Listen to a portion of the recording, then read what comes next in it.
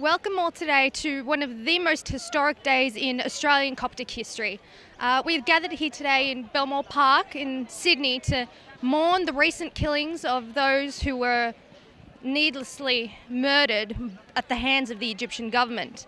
The recent killings of more than 24 Coptic Christians by the Egyptian army in Cairo.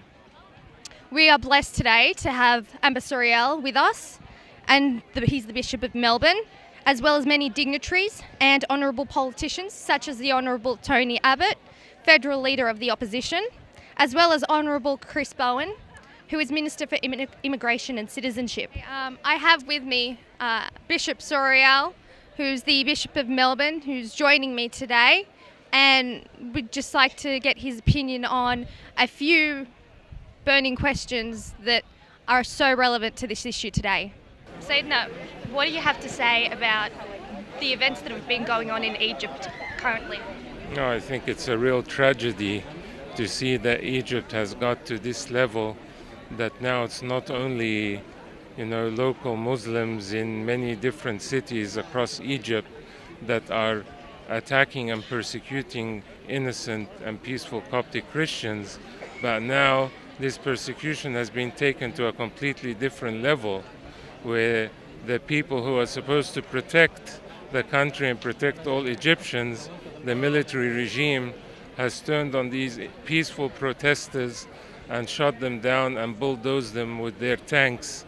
This is something that is incomprehensible to me, that this is the level that we have reached, and it's very clear that some of the Salafi elements and Islamists have infiltrated the Egyptian military, that it has reached to this stage.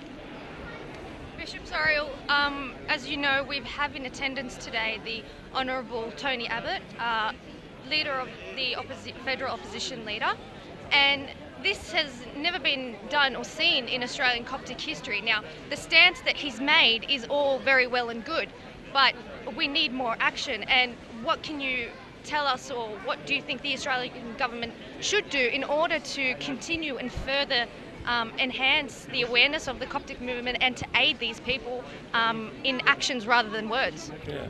Look, I'm very grateful for the presence of the leader of the opposition, Mr. Tony Abbott, that he is here today, and I had the opportunity to meet with him about a week ago, and he made representations to the Prime Minister on our behalf as well. And this is a positive step, and I look forward to hear what he has to say today. The Australian government has also taken some very important steps, that unprecedented steps that have not been taken in the past, like the motion that was passed in Parliament with respect to the issue of the persecution of Copts.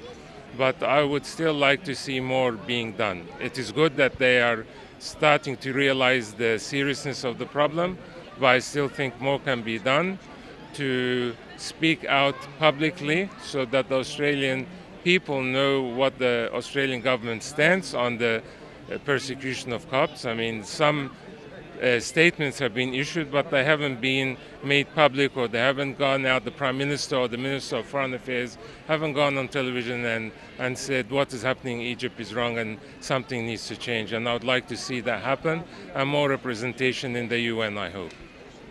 What would you hope to achieve out of this protest? What would you hope to see happen as a result or an outcome of this today? No, I think, it is a raising of an awareness in the Australian community of what is happening to Coptic Christians in Egypt, for the wider Australian community to be aware of this, and for them also to raise their voices along with us to say that this injustice needs to stop, and we want our full human rights and religious freedom to build churches, to be able to worship freely, for our women not to be kidnapped, to have all positions in government, for Copts to be able to be elected freely.